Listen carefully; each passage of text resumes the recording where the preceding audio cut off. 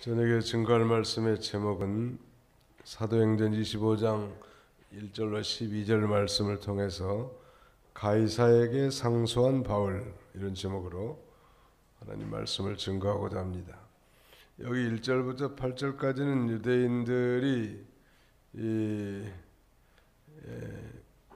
바울을 송사한 내용이고, 그 다음에 나머지 9절로 12절은 바울이 가이사에게 상소한 내용으로 이렇게 구성되어 있습니다. 제목을 한번 따라서 봅시다. 가이사에게 상소한 바울. 상소라고 하는 것은 하급법원의 판결 결과가 자기에게 만족하지 못했을 때 자신의 이 법적 권리를 위해서 이 상위 기관에 호소하는 것입니다. 금년에 제가 이 총회 재판국장을 맡았는데, 가령 이제 교회에서 어떤 문제가 생기면 당회가 재판 기관이, 목사님과 장로님들이 이 재판관원들이 돼가지고 성도 양측 성도 간의 그 문제를 이 변론을, 즉 원고와 피고의 얘기를 들어보고 판결을 한단 말이에요. 근데 그 성도가 당의 판결에 불만족하게 되면 2차 심사 기관은, 2차 재판 기관은 노회라는 게 있습니다. 그래서 이제 노회에 가서 또 재판을 받는 거예요. 노회는 그 지역의 여러 교회들이 연합된 하나의 단체라고 할 수 있겠죠.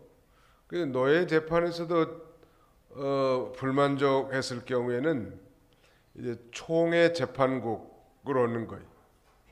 여하튼 우리 장로교는 소위 3심제로 되어 있습니다. 첫째는 당회고, 그러니까 당회가 다 은혜롭게 하지만 잘못한 일에 대해서는 당에서 재판을 하고 7일 하는 그런 기간이 있단 말이에요. 교회 선결과 거룩성을 보존하기 위해서. 그러나 이 성도의 이 권리를 함부로 박탈할 수 없도록 3심제로 되어 있어요. 몇 심제로 되어 있어요? 3심제. 그러니까 중간 당에서 불만족할 경우에는 이 노예에다가 말하자면 송사를 하면 되는 거예요. 고소라고 하는 건 억울한 사정을 자기 자신이 직접 아뢰는 것이고 소장을 제출하는 것이고, 고발이라고 하는 것은 제3자가 그 문제에 대해서 고소장을 제출하는 거예요. 그 다음에 노예에서도 만족 못할 경우는 최종적으로 총회 재판국으로 오는 거예요.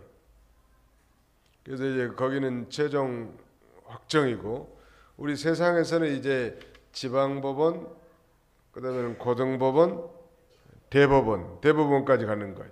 1심, 2심, 3심. 1심은 지방법원, 2심은 고등법원, 3심은 대법원이에요. 이거 3심제지만 그래도 대법원도 실수할 수 있고 옳게 판단할 수 없기 때문에, 그런 경우도 있기 때문에 소위 헌법재판소라는 게 또 있어요. 세상은 헌법도 재판하는 거예요. 그렇게 이 권리를 보존하고 있는데, 우리가 흔히 들은 얘기지만 세상에 재판은 유전무죄, 무전유죄인 경우가 종종 있단 말이에요. 세상의 재판이라는 게 굉장히 공정하고 그 다음에 정의롭게 판결이 돼야 되겠는데, 이 세상에는 재판하는 것에도 불의함이 있고 불공정함이 있을 수 있는 거예요. 왜? 부패한 인간이 있기 때문에. 부패한 인간이 어떻게 하냐는 말이에요. 근데 우리는 고아의 아버지시며 과부의 재판장이신 하나님께서 우리의 모든 것들을 다 신원하신다는 말. 하나님이 재판장이에요.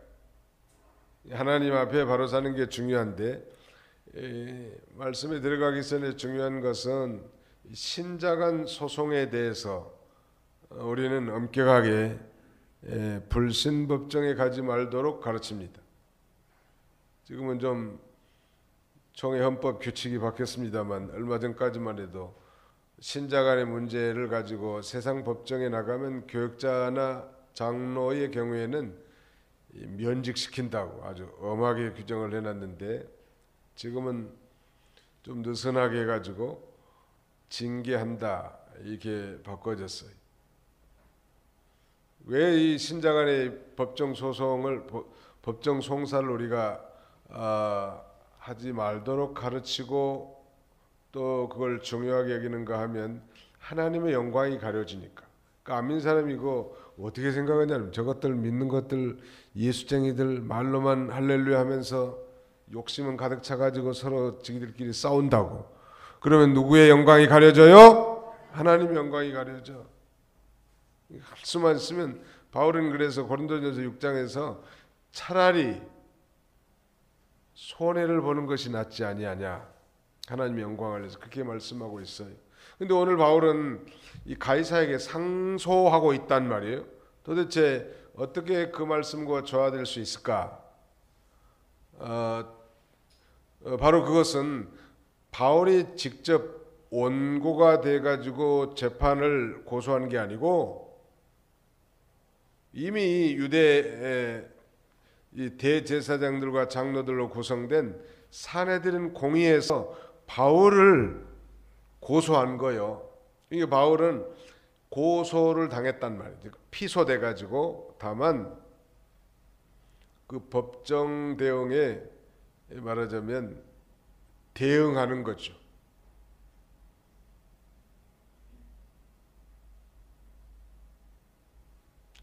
이거 우리 믿는 사람들이 억울한 일도 좀 있을 수 있겠지만 아무튼 하나님의 영광을 기준으로 사는 거 굉장히 중요한데 이 보니까 믿는 사람이라도 기도 안 하고 그 다음에 타락한 사람들은 그런 것도 없더라고. 보니까 아주 뭐 네 머리박이 깨지든지 내 대가리가 깨지든지 한번 끝까지 가보자 그렇게 나가는 건 벌써 하나님 신앙에서 멀리 떠난 거예요. 차라리 손해를 보는 게 낫지 아니하냐. 그러나 이 정당한 법적 대응은 우리도 그걸 허락하고 있는데요. 우리 교단에서도 바울 사도가 지금 이 산헤드린 공회에 의해서 지금 피소돼 가지고 지금 벨릭스 베스토에 이르기까지 이 재판을 받아왔는데 앞으로 최종 그 결정권자인 시저 황제, 가이사 황제에게 자기가 이 재판을 받겠다고 이렇게 상소한 내용이 그 과정이 오늘 본문에 기록되어 있습니다. 제목을 한번 따라서 봅시다. 가이사에게 상소한 바울. 예, 누구에게 상소했어요? 누가 가이사에게 상소했어요? 바울이 가이사라는 건 로마의 황제 시저를 가리킵니다. 가이사, 우리말로 가이사로 써져 있죠. 최고 통치권자, 최고의 재판장이죠. 그러니까 1절로 8절까지는 유대인의 송사에 대해서, 9절로 12절까지는 바울이 가이사에게 상소한 내용인데 그 1절부터 좀 읽어주시죠. 베스도가 그 부임지에 도착한 지 3일 후에 가이사라에서 예루살렘으로 올라가니 대제사장들과 유대인들의 지도자들이 바울에 대한 고소를 언급하였다. 그들이 베스도에게 바울의 문제와 관련하여 호의를 베풀어 달라고 간청하며 바울을 예루살렘으로 보내달라고 요청하니 이는 그들이 매복에 있다가 길에서 그를 죽이려 함이었다. 예, 아무튼 유대인들은 끈질긴데 이제 벨릭스가 자신의 직무를 그만두고 소위 총독의 직무를 그만두고 이제 로마 본국으로 리턴하고 벨릭스 총독의 뒤를 이어서 이 총독의 바턴을 이어받은 자가 바로 베스토예요. 이 베스토는 AD 60년경에 이 총독의 직무를 받았지만 일찍 세상을 떴다고 그래. 역사가 의하면 한 2년 정도밖에 총독의 직무를 수행하지 않았다고 하는데요. 이 베스토가 이제 총독으로 부임했는데 이미 말씀드린 것처럼 이 로마의 총독부는 예루살렘에 있는 게 아니라 가이사라 항구에 있는 거예요. 가이사라는 항구이잖아요. 그런데 이제 베드로가 총독으로 후임하고 3일 후에 예루살렘으로 올라간 거예요. 가이사라 총독부에서부터. 아마 이제 높은 관직에 있는 사람들에게 소위 부임 인사차 그렇게 갔겠죠. 또 여러 가지 정세 파악을 위해서도 갔을 것 같아요. 한 100km 이상 가이사랴에서 예루살렘까지는 떨어져 있는데 이 3일 후에 거기 올라갔는데 올라가자마자 대제사장들과 유대인들의 지도자들, 즉 사내들인 공회 서슬퍼라는 그런 종교 권력자들이 신임 총독 베스토에게 바울에 대해서 고소를 언급하는 거예요. 그러면서 뭐라고 하는지 보세요. 3절 바울의 문제에 관련하여 호의를 베풀어 달라고 간청하며, 바울의 문제 한마디로 말하면 바울 좀 죽이게 해달라고 호의를 좀 베풀어 달라는 거예요. 참 얼마나 악하게 돌아가죠. 종교 지도자들이 하나님 섬기는 일에는 등한히 하고 어떻게 이 어려운 사람을 죽이려고 말하는 거예요 지금. 그러면서 뭐라고 하는가 하면 3절 중반쯤 보면 바울을 예루살렘으로 보내달라고 요청하니 그랬습니다. 지금 가이사라 총독부 수비대에 구류 중에 있는 이 바울 사도를 예루살렘으로 보내달라는 거예요. 그래서 예루살렘 법정에서 좀 재판을 받게 해달라는 거예요. 사실 이것은 유대인들의 그 음모로 바울을 죽이려고 하는 것입니다. 거기 3절 하반절에 그러지 않았습니까? 이유에 대해서 이는 그들이 매복에 있다가 길에서 그를 죽이려 함이었다. 아무튼 바울을 죽이기 전까지는 먹지도 않고 마시지도 않겠다고 하는 40명이나 된 사람들이, 이렇게 맹세한 사람들이 2년 전부터 아주 바울을 어떻게든지 죽이려고 하는데, 그 이유는 그들이 매복에 있다가 길에서 바울을 죽이려고. 가이사라 이 로마의 수비대 안에 있으면 못 죽이잖아요. 이게 겉으로는 이제 예루살렘 법정으로 오게 해가지고 오는 도중에 매복에 있다가 바울을 죽이려고 하는. 죽였을까요? 못 죽였을까요? 예, 당연히 못 죽였죠. 왜 못 죽였을까요? 하나님이 보호해 주셨기 때문에. 우리나라는 왜 만세예요? 하나님이 보호하사 우리나라 만세잖아요. 하나님이 함께 해주시니까. 하나님이 함께 해주시면 안전한 거예요. 죽이려고 하는 사람들이 많이 있어도 하나님이 함께 하시면 그 계획을 성취할 수 없는 것입니다. 그들은 하나님을 공경한다고 하면서도 바울에 대한 이 악감과 살의를 풀지 않고 2년 후에도 여전히 새로운 심통독이 이제 막 부임했는데 자기들에게 호의를 베풀어서 바울을 예루살렘으로 보내다 가지고 예루살렘 법정에 서게 좀 해달라고. 참 얼마나 종교라는 탈을 쓰고 악랄한 행동을 하는지 알 수가 없어요. 우리 예수 믿는 사람들도 자칫 기도하지 않고 형식적인 종교인으로 살다 보면 자기도 모르게 바리새인들처럼 죄 짓기 쉬운 거예요. 아니 우리는 당연히 원수를 사랑하라고 배우지 않았습니까? 또 해가 지기 전에 분을 풀라고. 근데 이렇게 오랫동안 분을 품고서 이 의로운 자를 죽이려고 한 거예요. 그러니까 하나님 섬기는 일에 열심 내지 않고 자기들의 이 목적 달성을 위해서 아주 열심을 내는 거, 이거 참 안타까운 일이. 종교인들이 종교라는 탈을 쓰고 살상하는 거예요. 과거에 이 캐톨릭에서 우리 신교의 지도자들을 많이 죽인 거예요.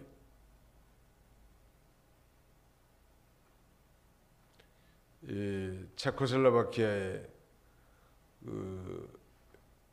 얀 후스라고 하는 아주 유명한 종교 개혁자가 있었습니다. 얀 후스라는 사람은 영어로는 존 후스 이렇게 표현할 수 있겠는데요.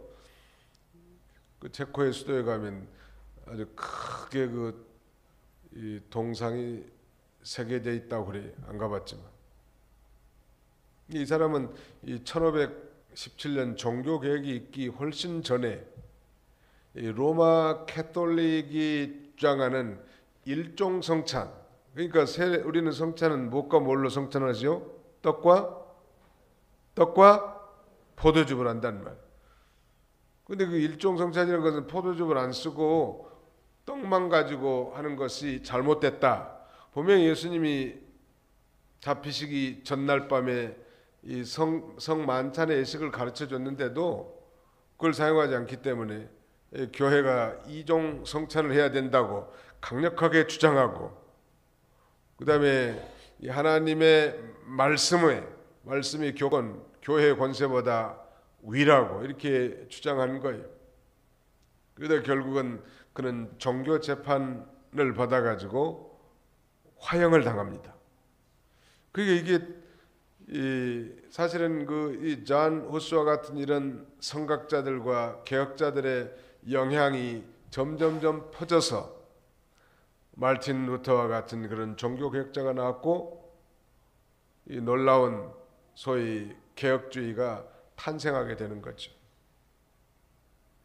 의로운 자에 대해서 이렇게 핍박을 받기도 하고, 또 하나님은 그 일을 통해서도 놀랍게 역사하는데, 그 4절 5절 한번 읽으세요.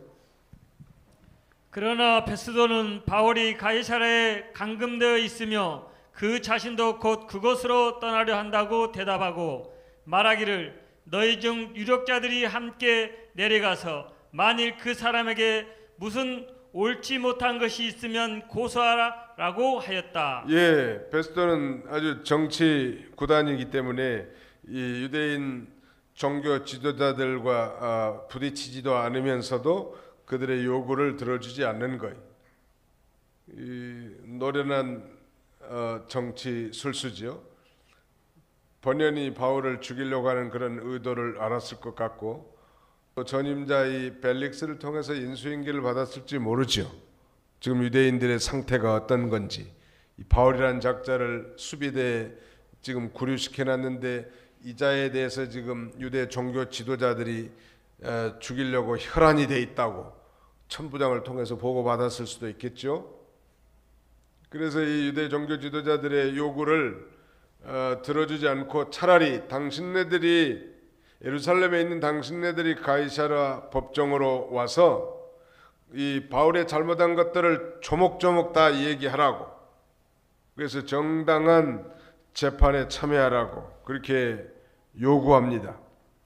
다시 한번 보세요. 4절. 그러나 베스도는 바울이 가이사랴에 감금되어 있으며 그 자신도 곧 그곳으로 떠나려 한다고 대답하고 말하기를, 너희 중 유력자들이 함께 내려가서 만일 그 사람에게 무슨 옳지 못한 것이 있으면 고소하라고 하였다. 지혜로운 거죠. 바울을 예루살렘으로 옮겨달라는 유대인들의 요구를 거절했습니다. 이건 또 한편으로 보면 바울을 보호하려고 하시는 하나님의 놀라운 섭리인데, 그래서 바울을 보호하려고 하는, 말하자면 그래서 총독의 마음을 감동시키시는 거예요. 앞으로 바울은 지금 이 로마에까지 가서 복음을 전해야 할 주님의 명령이 있고 뜻이 있단 말, 사명이 있고, 하나님의 뜻을 다 성취하기까지, 하나님이 내게 주신 그 사명을 온전히 감당하기 전까지는 뭐 억울하게 폭도들에게 죽게 만들거나 그러신 분은 아니에요, 하나님이. 그래서 이 총독 베스도의 마음을 주장해서 유대인들의 요구를 정면으로 거절하게 한 거예요. 제가 질문 하나 하겠습니다. 사람의 마음을 주장하시는 분은 누구예요? 하나님이 주장하는 거예요. 이거 말 안 듣는 자녀들, 또 내 뜻을 이해하지 못한 부모님의 마음, 하나님이 그걸 주장하시니까 기도하는 거예요. 하나님께서 그 마음을 주장해달라고 기도하는 것입니다. 또 잠언 16장 1절에는 이 마음의 경영은 사람에게 있어도 말의 응답은 누구에게로서 나느니라? 여호와에게서 나느니라. 이 세상 사람도 이런 진리는 깨우쳤어요. 모사는 죄인이요 성사는 제천이라. 한번 따라합시다. 모사는 죄인이요 성사는 제천이라. 일을 계획하는 건 사람에게 있지만은 그 다음에 성사, 일의 성취는 이 하늘에 있다. 세상 사람들은 이제 하나님이라고 말하지는 않지만 하늘에 있다고 그렇게 말하는 거예요. 또 세상 사람들이 흔히 말하는 진인사 대천명, 사람이 할 도리를 다 해놓고 하나님이 하늘의 명령을 기다리는 거예요. 그러니까 뭐 이 자연인들도 희미하게나마 그런 이 신지식, 하늘에 대한 지식을 조금씩 가지고 있는 거예요. 그러나 그걸 가지고 구원받을 수는 없고 십자가와 부활인 이 복음을 통해서만 구원을 받을 수 있는 것이죠. 또 하나님께서는 악한 나라도 적당하게 사용하신 분이신데 이 하나님을 공경하는 사람들도 부패하고 타락하면 이 세상에 속한 사람에게 부끄러움을 당할 수 있다는 거예요. 아니 세상에 하나님을 경외한다고 하는 종교 지도자들이 세상 지도자에게 바울을 좀 예루살렘을 데다가 죽게 만들려고 하는 게 얼마나 좀 부끄러운 일 아니에요? 이 바울을 향한 유대인들의 음모를 보면 그들이 벌써 마음이 하나님을 멀리 떠나선 걸 알 수 있고 옳은 사람을 죄목도 없이 죽이려고 하고 암살하려고 했다는 6절로 7절 읽으시기 바랍니다. 베스도가 그들 가운데 길어야 8일이나 11줄 머문 후에 가이사라로 내려가서 이튿날 재판자리에 앉아 바울을 데려오라고 명령하였다. 그가 나타나자 예루살렘에서 내려온 유대인들이 그를 둘러서며 여러 무거운 제목들을 고발하였으나 그것들을 능히 증명하지는 못하였다. 예, 베스도가 이제 다시 가이사라로 돌아와서 이튿날 재판 자리에 앉았다고 하는 것은 예, 정식 재판을 시작했다. 그걸 의미하는 거예요. 그러나 이 뭐에 대해서 고발했는가 하면 여러 무거운 제목들을 예루살렘에서 내려온 그 유대인들이 다시 고발했고 증거도 없이 억지 주장에 대해서 바울은 자신의 무죄함을 또다시 증명해야만 하는 것입니다.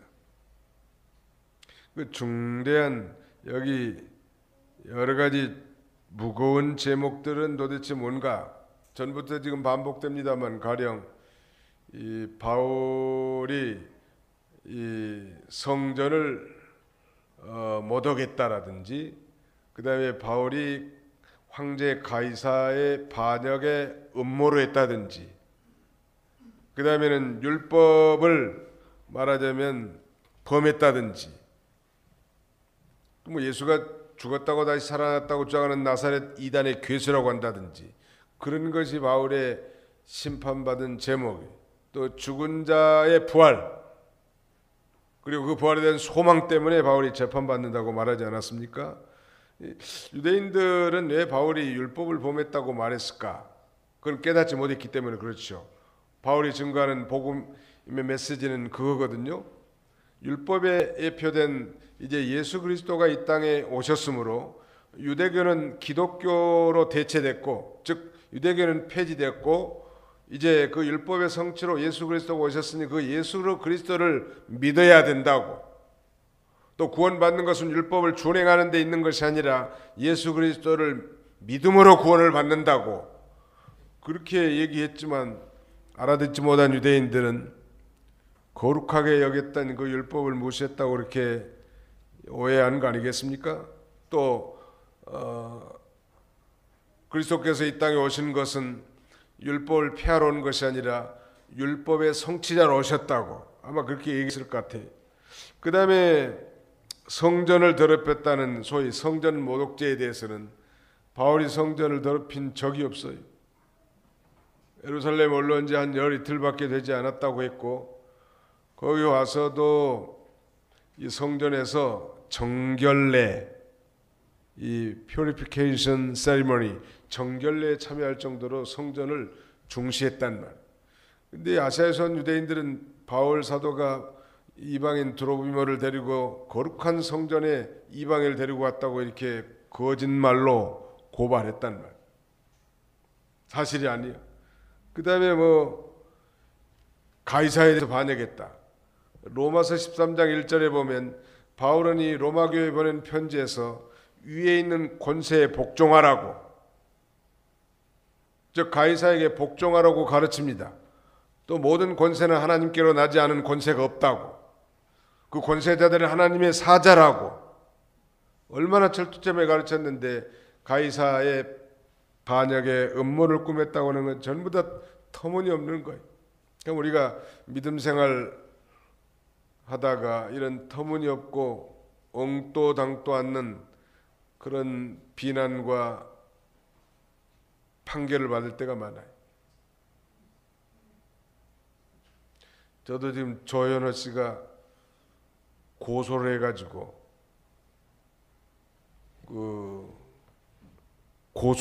피소된 상태인데, 고소한 제목은 창강교회에 와서 이 재판 결과에 대한 시벌을 위해서 우리 총회 대표들이 가서 예배 끝난 다음에 발표한 것인데, 엉떠당도 않는 그런 제목을 붙여가지고 뭐 주거 침입죄인지 뭐 아무튼 뭐 몇 가지를 갖다 들이대놨어.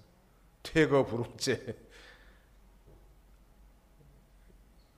그 사람들이 참, 하나님을 떠난 사람들은 예도 없고 그 다음에는 뭐 성령의 인도를 받은 게 아니, 전부 다 인간적으로만 생각하는 거. 그래서 저는 떳떳해요. 하나님 앞에 양심적으로 사실대로 얘기할 거니까. 그렇다고 뭐 아민 사람들 같으면 오히려 그걸 뒤집어 가지고 사실이 아니까 무고죄로 집어넣겠지만, 뭐 그건 세상 사람들은 방법이고, 다만 정당한 이 법적 대응을 하는 건 우리 그리스도인들이 할 수 있지만, 아무데나 어떻게든지 믿는 자들이 신자간, 또 교회나 교단의 기관, 총회 기관을 대항하는 그런 이 세상 법정, 불신법정에는 가지 않는 게 좋아요. 우리 교단의 태동도 그거 아니었습니까? 마산 문창교회라고 하는 이 교회가 있었는데, 그 교회 재산권의 문제 때문에 아마 양측이 갈라져서 법정 송사에 들어가는 거예요. 근데 오랜 시간이 걸렸고 그 법정 송사비가 예배당비보다 더 많이 나왔다는가. 아무튼 하나님의 영광은 얼마나 가려진다는 말. 그래도 이병규 목사님을 비롯한 저희 이 경기노의 중역들이 불신법정에 가는 건 하나님의 뜻에 어긋나니까 당장 중지하라고 총회 아마 호소를 한 거예요. 총회에서 그걸 제대로 못한 거예요. 아무튼 뭐 거창한 얘기 같지만 차라리 손해 보는 게 나은 거예요. 그러나 이제 사업을 한 사람이 물건을 가져가고 어음을 줬는데 어음이 부도났다든지, 그 다음에 물건은 가져가고 대금 결제를 하지 않는 거에 대한 재판들, 이런 것들에 대해서는 이 뭐 성경이 금하는 건 아니에요. 제가 아는 어떤 장로님은 법원에 가는 게 일이더라고. 하도 물건 가져가지고 돈 안 갚으니까. 그런 거가 아니고 교인 간에, 또 교인과 교단 기관 간에 여러 그런 거에 대해서는 어떻게든지 차라리 손해를 보는 게 낫고, 그리고 교회 안에도 아까 말씀드렸잖아요. 서두에 교회 안에는 당회가 있다는 거예요. 당에서 재판하는 거예요. 그게 불복할 경우에는 또 상소할 수 있어요. 노회에서 결과도 불만족할 경우에는 총회 재판국에 총회에 상소할 수 있단 말이에요. 그래서 어떻게든 교회 문제는 교회 안에서 해결을 해야지. 아니 교회도 다 판단할 만한 사람이 있고 지각 있는 사람이 있는데 왜 교회 문제를 가지고 세상에 나가느냐? 그게 바울 사도가 고린도 교회에 보낸 편지에 명명백백하게 기록되어 있단 말. 그 다음에 8절 보실까요?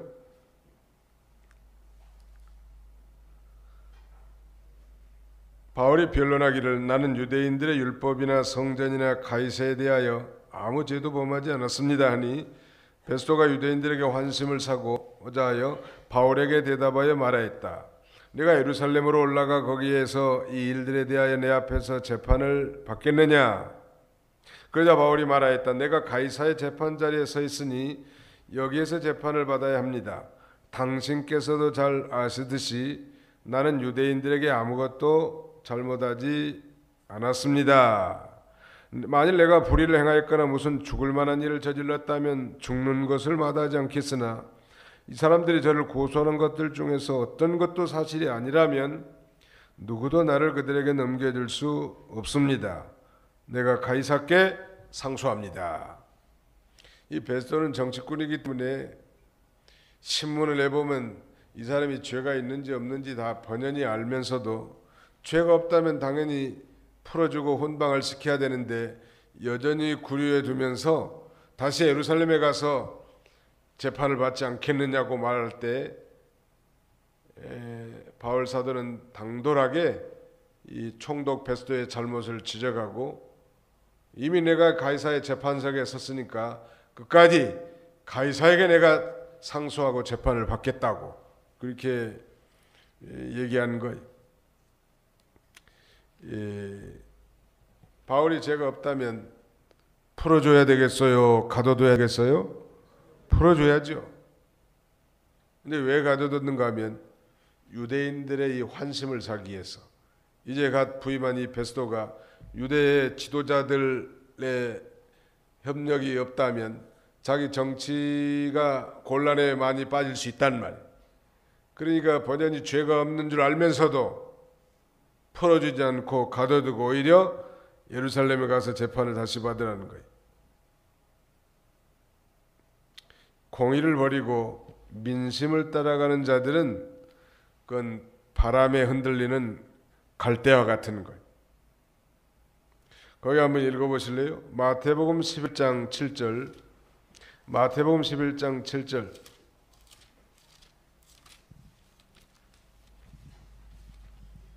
그들이 떠나자 예수께서 요한에 관하여 무리에게 말씀하기 시작하셨다. 너희가 무엇을 보려고 광야에 나갔더냐? 바람에 흔들리는 갈대냐? 아니면 무엇을 보려고 나갔더냐? 부드러운 옷을 입은 사람이냐? 보아라, 부드러운 옷을 입은 자들은 왕궁에 있다.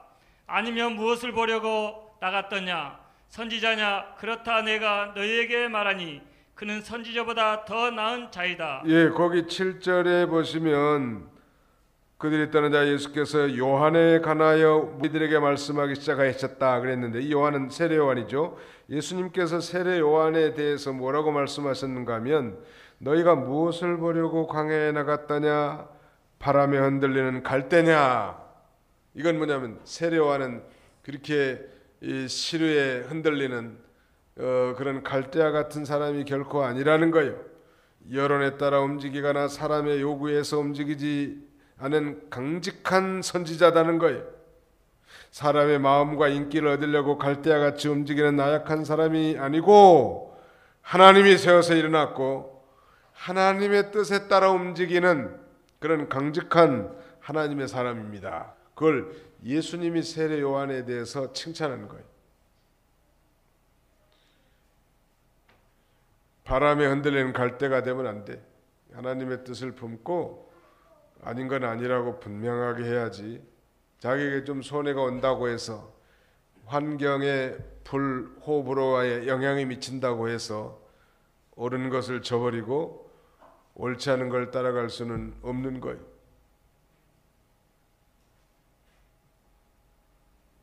앞으로 이 동성 결혼이 합법화가 되면 목회자가 주례를 해야 되겠는데 최 목사 보고 수염난 놈들이 두려워가지고 우리 주례를 해 주십시오. 그러면 제가 주례해 줄 것 같아요? 안 해 줄 것 같아요? 안 해줄 정도가 아니고 혼장을 내야지. 목회를 그만둔 한이 있더라도 그 짓을 어떻게 하냐는 말이야. 아이 목사님, 동성연애자도 인간이고 인권을 가진 자고 자기들이 뭐 오원해서 뭐 동성연애자가 됐습니까? 자기도 태어나 보니까 같은 성을 좋아하게 되고 그런 성적 지향을 소수권자도 우리가 인정을 해야 평등사회고 그 다음에는 공평한 사회가 되지 않겠습니까? 대단히 합리적인 말 같죠. 그럼 우리 기준은 하나님의 말씀이어야 해요. 우리 개념은 뭐냐면 성소수권자들이라고 이렇게 표현하는데 그 표현도 적합하지 않은 겁니다. 동성연애자들은 그것이 선천적이고 뭐 DNA가 잘못됐다고 생각하지만 우리는 그걸 교정시킬 수 있다고 보고 그 다음에는 이 동성을 그 다음에는 이성으로 교육시키고 전환시키도록 우리는 가르쳐야 할 그런 의무가 있는 것입니다. 그러나 뭐 동성연애자라고 해도 그들의 인권이라든지 복지라든지 이런 건 우리가 존중하고 보호해야 될 의무가 있습니다만 성경을 근거로 해가지고 어떻게 그럴 수 있겠냐는, 목사를 안 하면 안 했지. 동성연애자가 가지고 주례를 해달라고 하는데 주례를 해줄 수 있겠냐는 말이에요. 근데 문제는 앞으로 한 30년이나 50년 후에는 틀림없이 그런 일이 벌어질 건데 나는 그 안에 빨리 천당 가고 싶어. 그런 꼴 보기 전에. 그거 어떻게 할 수 있겠냐면 양심상 못하는 것. 전쟁이 일어나가지고 북한군이 와가지고 당신 목사지 예수님에 대해서 욕 한마디 하면 너 목숨 살려줄게. 그렇다고 거기에 욕에 응할 수 있어요? 생명, 구차하게 생명을 이 부지하게서 거기다가 응답할 수 있겠냐는 말이에요. 정신이나 돌았으면 모를까. 멀쩡한 정신 가지고. 그럴 수는 없죠. 당연히 순교할 수밖에 없는 거 아니겠어요? 빨리 죽여주면 더 좋은데 문제는 슬슬 늘어 빼면서 죽일 때 그게 좀 힘들 것 같아요.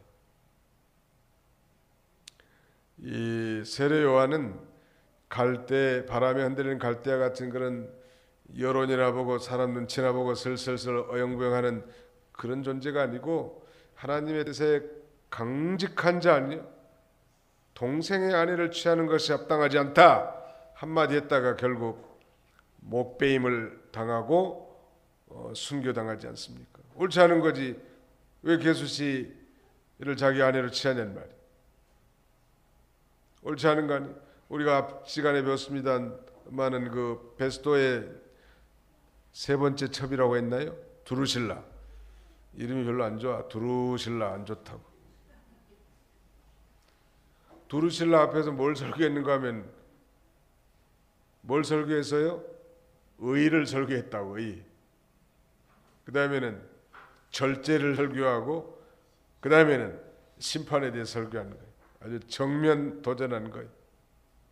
목이 달아날 그런 환경이지만 하나님의 뜻을 밝히 증거하는 바울 사도도 그런 강직한 인물이에요. 우리가 뭐 부족하고 허물이 많지만 아무튼 하나님의 말씀에 대해서는 그런 강직한 삶을 살 필요가 있다는 것. 자, 12절. 그러자 베스도가 배석자들과 협의한 후에 대답하기를 내가 가이사께 상소하였으니 가이사께 갈 것이다라고 하였다. 바울 사도는 로마 시민권자이기 때문에 이 예루살렘에 갈 수도 없어요. 예루살렘에 가면 유대인의 재판정인데 유대인들은 로마 시민을 재판할 권리도 없는 거예요.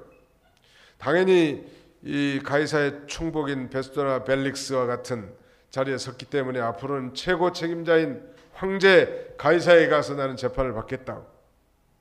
그것은 이제 여러 가지 의미가 많이 내포되어 있지만 주 예수님께서 저녁에 환상 가운데 이 바울에게 나타나서 내가 로마에까지 가서 복음을 전하여라 하리라 하는 하나님의 뜻을 확실히 품고 있었기 때문에 복음을 전하고자 하는 하나님의 섭리를 이루기 위해서 그렇게 당당하게 가이사 황제에게 상소를 요청한 것이고 베스도가 그렇게 허락하고 선언한 거예요. 우리가 배울 수 있는 교훈은 몇 가지가 있지만 아무튼 교인들 간에 문제가 생기면 혹시 우리 교인들 간에 문제가 있을 수 있잖아요. A라는 교인과 B라는 교인. 그러면 일단 구역장님이나 이런 권사님들이 권면해서 당회에다 신고해. 장로님이나 저한테 신고하면 당회에서 그걸 재판하는 거예요. 얼마든지 하나님의 뜻 가운데서 양편이 공평하게 할 수 있고, 그렇지 않으면 더 계속 상급 기관인 2심, 3심, 노예나 총회도 갈 수 있다는 거예요. 이걸 교회 바깥에 북부 지원 있죠? 거기 가면 안 믿는 그 판사 앞에 가가지고 말이죠. 예수 믿는 사람들이 재판받는다면 얼마나 하나님 앞에 영광 가리냐는 거예요. 오늘 그런 한심한 사람들도 우리 주변에 아주 실제로 보고 있는데 그 하나님 앞에 그 받을 벌이 얼마나 클지 걱정이 된다. 기도합시다. 거룩하신 하나님 감사합니다. 주일로 3일 동안도 하나님의 은혜의 장중 아래 붙들어 주셨다가 오늘도 이렇게 거룩한 공예배, 수요 저녁 예배로 모이게 해주시고, 이 바울 사도가 이제 복음을 증거하다가 가이사에게 상소한 내용을 통하여 여러 가지 교훈을 받게 하신 것 참으로 감사합니다. 먹든지 마시든지 무엇을 하든지 하나님의 영광을 위해서 하라고 했사오니 신자 간에 불신법정에 소송한 일이 없게 해주시고 믿음을 써서 교회 안의 재판기관들을 잘 활용하고 거기서 하나님의 뜻을 찾고 또 차라리 손해를 보는 것이 낫지 아니하고 바울이 고민한 것처럼 언제나 우리의 삶의 이 목적은 하나님의 영광의 표준이 되게 해주시기를 간절히 바라옵고 원합니다. 택한 백성, 사명 있는 백성은 죽음의 이경 가운데서도 하나님이 함께 하심으로 특별한 보호를 받는 줄 알고 언제나 낙심하지 말고 하나님을 의지하고 믿음으로 사는 저희들이 다 되도록 하나님 인도하여 주시옵소서. 이제 얼마 안 있으면 명절이 다가오는데 하나님 범죄치 않게 해주시고 우리가 총동원 전도질에 한 사람씩 전도하자고 이렇게 생명의 축제를 예비해 놨사오니 전도의 좋은 계기를 삼게 해주시고 사고나지 않게 해주시고 어려운 가운데 고생하는 우리 교우들 하나님께서 눈동자같이 지켜주시고 말씀과 성령으로 찾아가셔서 이루어 주시고 힘을 얻게 해주시고 당당하게 하나님의 자녀로 자부심을 가지고 살아갈 수 있도록 우리 하나님이 늘 권고하여 주옵소서. 남은 주간도 주님이 친히 함께 해주시기를 원하옵고 예수님의 이름으로 기도하옵나이다. 아멘.